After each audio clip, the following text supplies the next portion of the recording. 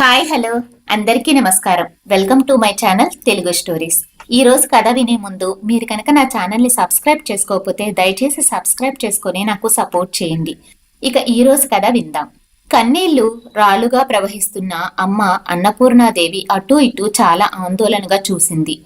చాలాసేపటి నుంచి రైల్వే స్టేషన్లో కూర్చుని ఉంది. అక్కడే చిన్న పుస్తకాల దుకాణం నడుపుతున్న 30 ఏళ్ల రఘురాం చాలాసేపటి నుంచి ఆమెని గమనిస్తున్నాడు.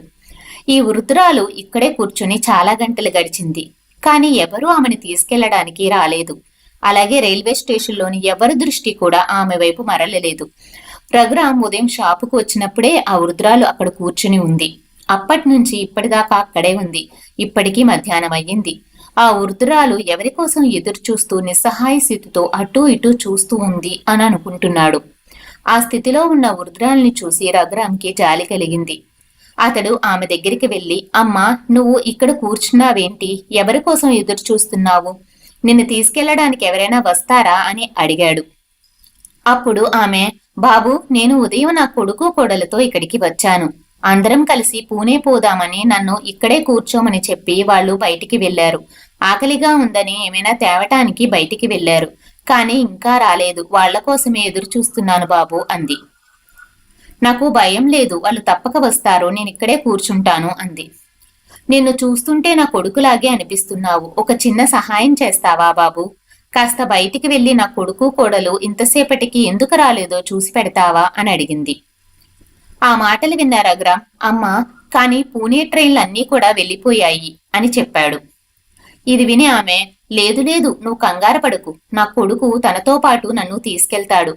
బహుశా నా కొడుకు వేరే ట్రైన్లు ఏమైనా ఉంటాయి కదా, వాటికి బుక్ చేసి ఉంటాడు అని అంది. కానీ నువ్వు ఉదయం నుండి ఇక్కడే కూర్చున్నావు, ఆకలిగా లేదా? నీకోసం నేనేమైనా తీసుకురానా అని అడిగాడు. అప్పుడు ఆమె పెదవులపై చిరునవ్వుతో, బాబు, నాకు తినడానికి ఏమీ వద్దు. వీలైతే ఒకసారి నా కొడుకు పేరు అరుణ్, ఎక్కడ ఉన్నాడో కాస్త చూస్తావా అని అడిగింది. అప్పుడు రఘురాం, సరే అమ్మా, నేను వెతుకుతా అని అక్కడి నుంచి వెళ్ళాడు. సమీపంలో ఉన్న దుకాణాలన్నీ కూడా వెతికిన అరుణ్ అనే వ్యక్తి కనిపించలేదు. అన్ని చోట్ల వెతికిన రఘురాం తిరిగి వచ్చి ఆమెతో, అమ్మా, నేను అన్ని చోట్ల వెతికాను, కానీ మీ కొడుకు ఎక్కడా కనిపించలేదు అని చెప్పాడు. రైల్వే స్టేషన్లో పుస్తకాలు అమ్ముతున్న ఇతడు రోజు ఎంతో మందిని చూస్తూ ఉంటాడు. ఈ రోజు ఇంకో వృద్ధురాల్ని కన్న కొడుకు వదిలేశాడేమో, మోసం చేశాడేమో అని మనసులో అనుకుంటూ ఉన్నాడు. పట్టణాల్లో, పెద్ద నగరాల్లో ఇటువంటి సంగతులు జరుగుతూనే ఉంటాయి. తల్లిదండ్రులు ముసలివాళ్లు అయిన తర్వాత వాళ్ళ బాగోగులు చూసుకోలేక బస్టాండ్లోనో, రైల్వే స్టేషన్లోనో, లేకపోతే గుడిలోనో తరచుగా ఇలా వదిలేస్తూ ఉంటారు.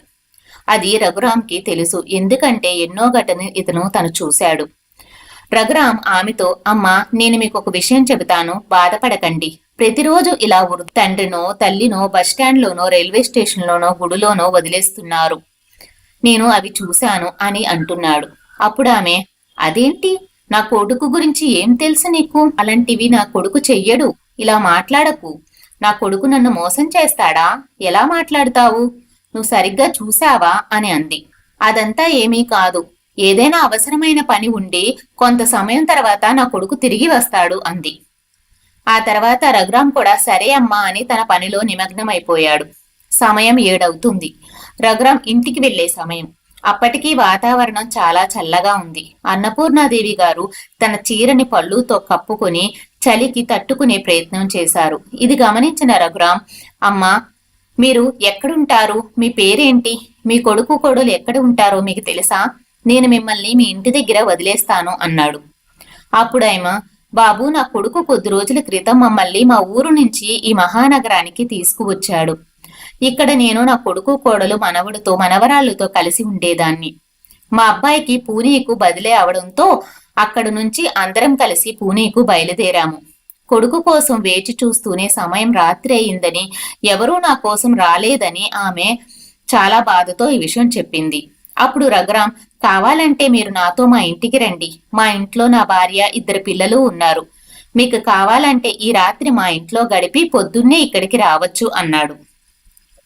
కానీ ఆమె, వద్దు, నేను ఇక్కడి నుంచి ఎక్కడికి వెళ్ళను.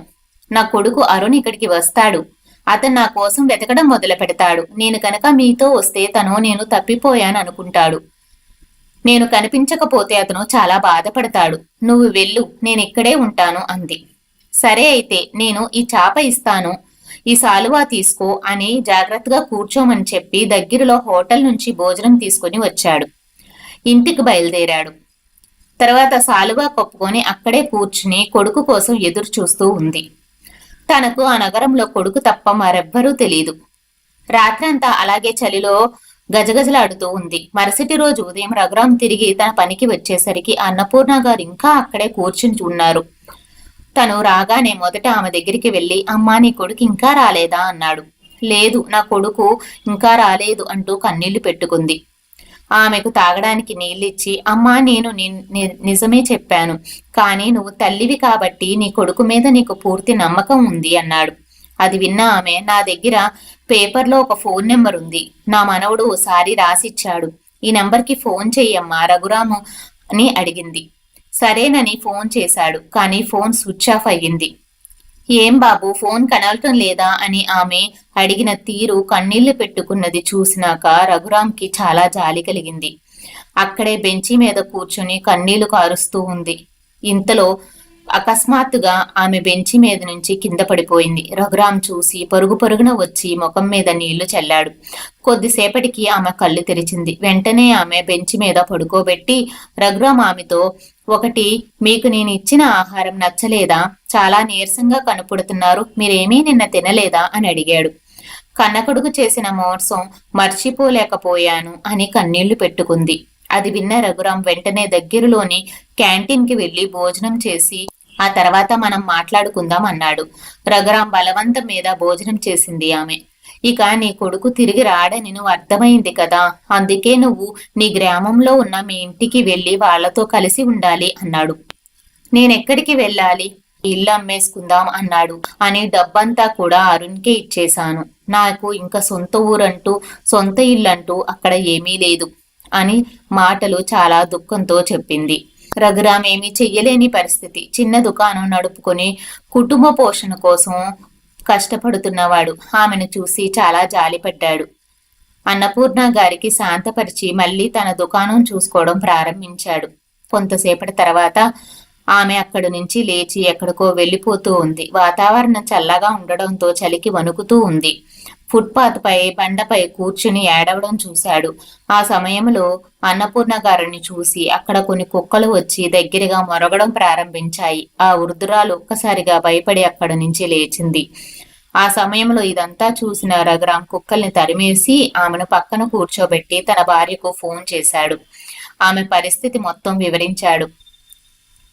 సీత, నా తల్లి అనారోగ్యంతో చనిపోయింది. నేను ఆమెని బాగా చూసుకోలేకపోయాను. తన మనోవేదని నేను అర్థం చేసుకోలేకపోయాను. నా చేతిలారా నా తల్లిని పోగొట్టుకున్నాను. కానీ ఇప్పుడు నా తల్లిలాగే ఒక ఆమె ఇక్కడ ఉంది, తనని ఇంటికి తీసుకొస్తాను అని అడిగాడు. రఘురాం భార్య సీత చాలా మంచిది. తన ఆర్థిక పరిస్థితి అంతంత మాత్రమే అయినా కూడా పట్టణంలో భోజనం ఇవ్వగలం కదా, మీరింకేం ఆలోచించకండి. ఒక మనిషికి భోజనం పెట్టేంత స్తోమత మన దగ్గర లేదా? ఉంది, పర్వాలా, తీసుకురండి. మనిషికి సాయం చేయాలి అంటే తీసుకురండి అని చెప్పింది. ఇది విన్న రఘురాం సంతోషించి ఆమెను తన ఇంటికి తీసుకువెళ్ళాడు. అతని ఇల్లు చాలా చిన్నది. అక్కడ తను, భార్య, 2 పిల్లలు ఉన్నారు. ఇంటికి చేరుకున్న తర్వాత ఆమె, బాబు నా వల్ల మీకు కష్టము ఇబ్బంది పడుతున్నారు అని అంది. నా తలరాతలో రాయబడింది జరిగింది, కానీ నా వల్ల మీరు ఇబ్బంది పడకండి అంది. దానికి సీత, లేదు లేదు, మీరు మాతో ఇక్కడే ఉండండి, మాకు చాలా సంతోషంగా ఉంది. దేవుడు మీతో మాతో ఉండమని రాశాడనుకుంటా, కాబట్టి ఇక్కడే ఉండండి, మీకు ఇంట్లో ప్రశాంతంగా ఉంటుంది అంది. కొంతసేపటికి కుటుంబ సభ్యులందరూ కలిసి భోంచేశారు. కానీ ఆమె అస్వస్థతగా ఉండడం వల్ల గమనించిన రఘురాం, మా ఇండ్లు కొంచెం ఇరుగ్గా ఉంది, కానీ మా గుండెల్లో మీకోసం చాలా స్థానం ఉంది. మా పిల్లల్ని మీ సొంత మనవల్లాగా భావించి ఇక్కడే ఉండి మీరు మా కుటుంబ సభ్యులుగా మాతోనే ఉండండి అన్నాడు. ఆ మాటలకు ఆమెకు కన్నీళ్లు వచ్చాయి. మీరు సంతోషంగా ఉండాలి. నా కొడుకు కోడలు నన్ను దూరం చేసి కష్టాల్లోకి నెట్టేయాలనుకున్నారు, కానీ మీరు నాకు మద్దతుగా నిలిచారు అని కన్నీళ్లు పెట్టుకుంది.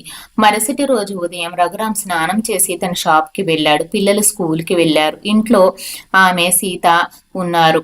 సీత రొటీన్ పనులు చూసుకోవడమే కాకుండా పిండి వంటలు తయారు చేసి అమ్మడం అన్నపూర్ణాదేవి చూశారు.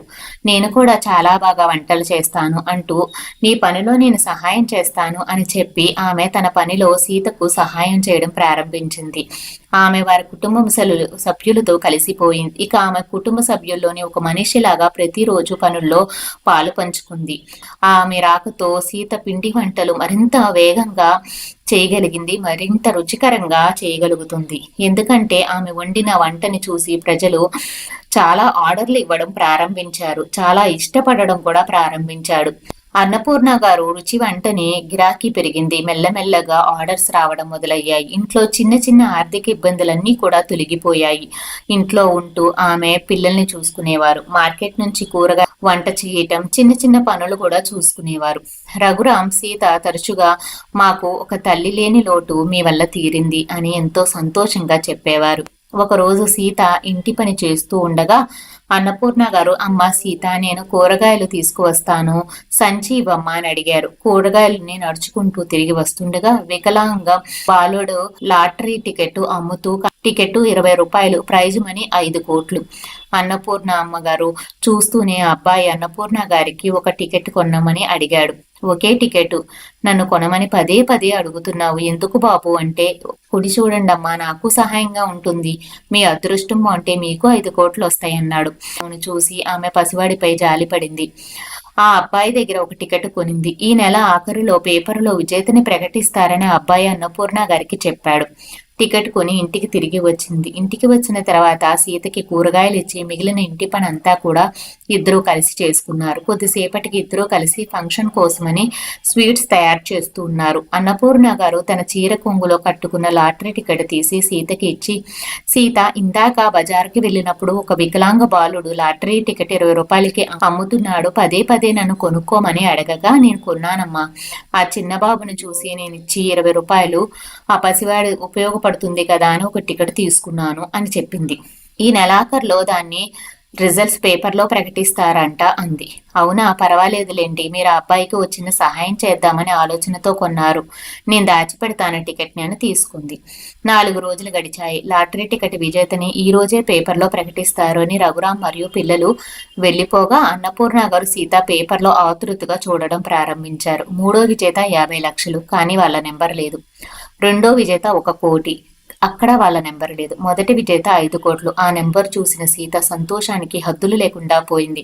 అన్నపూర్ణ గారికి గట్టిగా కౌగిలించుకొని, మనం మొదటి విజేత 5 కోట్లు గెలిచాము అని చెప్పింది. ఇద్దరు చాలా సంతోషంతో గంతులు వేశారు. చిన్న పని మీద ఇంటికి వచ్చి రఘురాం ఏం జరిగింది అని అడిగాడు. ఇద్దరూ చాలా సంతోషంగా ఉన్నారు.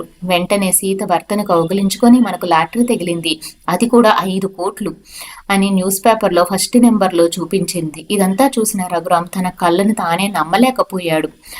అమ్మో, ఇది నిజమా, లాటరీ తగిలిందా అని అన్నపూర్ణ గారికి సంతోషంగా అడిగాడు. ఇక నుంచి మన జీవితాల్లో సంతోషమే అంటూ ముగ్గురు కూడా ఎంతో ఆనందించారు. చూసిన వాళ్ళు కళ్ళు ఆనంద బాష్పాలతో నిండిపోయాయి. కొంతకాలం తర్వాత తమ కోసం మంచి సొసైటీ విశాలమైన ఫ్లాట్ కొనుక్కున్నారు. ఇంతవరకు చిన్న గదిలో ఉంటూ పనిచేసిన అన్నపూర్ణ, సీత లాటరీ డబ్బుతో హోటల్ తెరిచారు. అక్కడ వారి హోమ్ ఫుడ్స్ తయారు చేయడం ప్రారంభించారు. కొద్ది రోజుల్లోనే వారు ప్రసిద్ధి చెందారు. వేరే హోటళ్లతో వీళ్ళు పోటీ పడడం ప్రారంభించారు. వీళ్ళ హోటల్ పేరు నలుమూలలా విస్తరించడం ప్రారంభించింది. ఇక వారికి సహాయం చేయడానికి ఎంతో మంది పని వాళ్ళు కూడా నియమించుకున్నారు. వ్యాపారం రోజు రోజుకి మరింత పెరిగింది. ఈ నగరంలో అన్నపూర్ణ గారి హోటల్ అంటే అందరికీ తెలియడం ప్రారంభమైంది. అయితే ఆమె కోటీశ్వరురాలని, అలాగే పెద్ద వ్యాపారం నడుపుతున్నారని తెలిసి ఆమెడ వియ్యపురాలు ఆశ్చర్యపోయింది. వెంటనే తన కూతురు అంటే అన్నపూర్ణ గారి కోడలు రోజాకు ఫోన్ చేసి, రోజా, ఇది అద్భుతంగా ఉంది, నా కళ్ళని నేనే నమ్మలేకపోతున్నాను అని అన్నపూర్ణ గారి గురించి చెప్పింది. తనని నేను పేపర్లో చూశాను, వాళ్ళు పెద్ద హోటల్ పెట్టారు, మీ అత్తగారి గురించి చూసి నేను చాలా ఆశ్చర్యపడ్డానమ్మా అని చెప్పింది. తన తల్లి మాటలు విన్న రోజా, అమ్మా నువ్వేం మాట్లాడుతున్నావు, నిజమేనా, మా అత్త కోటీశ్వరులు అవ్వడేంటి అంది. మీ అత్తగారి గురించి నగరమంతా చర్చించుకుంటున్నారమ్మా, మీ అత్తగారికి 5 కోట్ల లాటరీ తగిలిందట, ఆ డబ్బుతో మీ అత్తగారు స్వతంత్ర వ్యాపారం చేసి బాగా డబ్బు సంపాదించింది. ఇది విన్న రోజా చేతుల్లో నుంచి ఫోన్ కింద పడిపోయింది. ఆమెకు మైకం వచ్చింది. ఆమె కళ్ళు కింద నేల కనిపించలేదు. ఈ ఘటన మొత్తం అరుణ్ ఇంటికి రాగానే విన్నాడు. అరుణ్ షాక్ అయ్యాడు. ఓ రోజు ఆఫీస్ నుంచి అరుణ్ ముఖం మార్చుకుని ఇంటికి తిరిగి వచ్చాడు. రోజాతో కంపెనీలో చాలా మందిని జాబ్ నుంచి టెర్మినేట్ చేశారు, నా ఉద్యోగం కూడా పోయింది అన్నాడు. ఇది విన్న రోజా వెంటనే తలపట్టుకొని కూర్చుంది. మరుసటి రోజు రోజా తన తల్లికి ఫోన్లో ఇదంతా చెప్పింది. అమ్మా, నాకేమీ అర్థం కావడం లేదు. మా అబ్బాయికి ఉన్నత చదువులు చదివించాలని ఎన్నో కలలు కొన్నాను, కానీ ఇప్పుడు ఆయన ఉద్యోగం కూడా పోయింది అని ఏడుస్తూ తల్లితో చెప్పింది. దానికి గురించి ఆందోళన చేయక్కర్లేదు. మీ అత్తగారి దగ్గర కొన్ని కోట్లున్నాయి. వాళ్ళ వ్యాపారం చాలా అభివృద్ధి చెందింది. ఆమె దగ్గరికి వెళ్ళి ఆమెకి క్షమాపణ వేడుక ఉంది. వెంటనే రోజా అరుణ్ దగ్గరికి వెళ్ళి, మీ అమ్మగారు ఇప్పుడు మంచి స్థితిలో ఉన్నారు, మీ అమ్మని సహాయం అడగండి, ఆమెను క్షమించమని వేడుకుందామని చెప్పింది. వేరే దారి లేని అరుణ్ బాయ్ తీసుకుని ఆమె దగ్గరకు వెళ్ళాడు. రోజా కొడుకులతో సహా అన్నపూర్ణ గారి ఉండే హోటల్కి చేరుకున్నారు. అక్కడికి చేరుకుని అక్కడ జనం చాలా మంది ఉన్నారు. కొంతసేపటికి ఆగలేదు. చాలాసేపటికి జనం తగ్గుముఖం పట్టగా రోజా అరుణ్ అన్నపూర్ణాదేవి పాదాలపై పడి, అమ్మా, దయచేసి మమ్మల్ని క్షమించు, మా వల్ల చాలా పెద్ద తప్పు జరిగింది అన్నారు. అదే సమయంలో ఆమె, ఎవరి తల్లి, ఎవరమ్మా, నాకు ఒకే ఒక కొడుకు కోడలు ఉన్నారు. నా కొడుకు పేరు రఘురాం, కోడలి పేరు సీత. కన్న కొడుకు నడి రోడ్డు మీద వదిలి వెళ్ళిపోయాడు. నాకు వాళ్ళ ఇంట్లో ఆశ్రయం ఇచ్చారు. మీరు నాతో ఎలాంటి సంబంధం లేదు అంటూ తన కస్టమర్లు చూసినట్లుగా తను చూసింది. తర్వాత నా కస్టమర్లు అటెండ్ చేయాల్సిన అవసరం ఉంది, మీరు దయచేసి ఇక్కడి నుంచి వెళ్ళండి అని చెప్పింది. ప్లీజ్ అమ్మా, మా తప్పుని క్షమించు. ఇప్పుడు నా ఉద్యోగం కూడా పోయింది. నాకు వేరే చోట ఉద్యోగం రావడం లేదు. నీ దయ తప్ప మేము మాత్రం ఎక్కడికి వెళ్ళగలము? నువ్వు దయతల్చమ్మా అడిగాడు. ఇది విన్న అన్నపూర్ణ గారు ఇలా అన్నారు.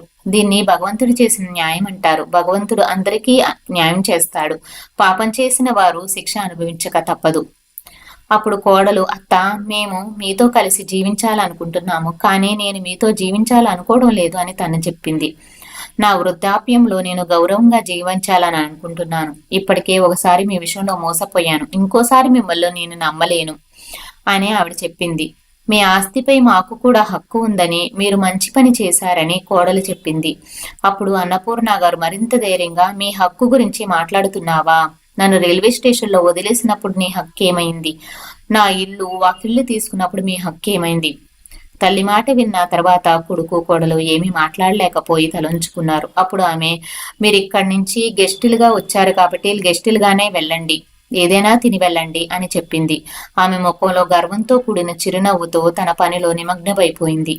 ఈ కథ మీకు నచ్చిందా? నచ్చినట్లయితే ఒక లైక్ చేయండి, షేర్ చేయండి. అలాగే నా ఛానల్ని తప్పకుండా సబ్స్క్రైబ్ చేసుకోండి. అలాగే మీ విలువైన అభిప్రాయాన్ని కమెంట్స్ ద్వారా తెలియచేయండి. థ్యాంక్ యూ, ధన్యవాదాలు.